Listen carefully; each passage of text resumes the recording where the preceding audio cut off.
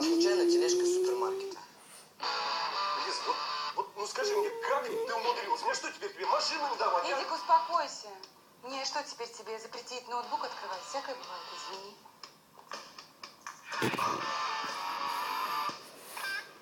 Понятно. Решил мне отомстить за фотки.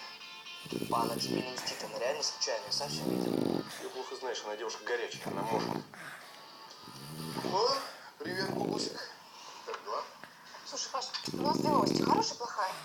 Димка, представляешь, обои зарисовал. Нужно приклеивать. Так. Ну и где тут хорошая новость? Ну как, он самостоятельно начал рисовать, развивает мелкую моторику. Плохая только то, что на обоях. Купим дорогие. Олесь, подожди, ничего не надо покупать, сделаем по-другому.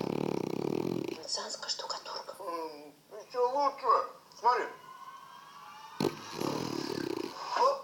А? Воля? Ну, а вот... Да. Пожалуйста.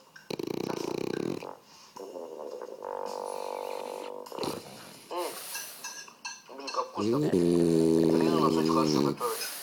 Всегда такой маме мечтал. Круто, что вы меня усыновили. Вообще-то это я тебя усыновил. А Лизу мы пока еще официально не уматерили. Спасибо, конечно, Вань, но я просто сварила магазинные пельмени. И что? Их тоже надо уметь варить, чтобы они там в воде не слиплись. Короче, может мне добавки?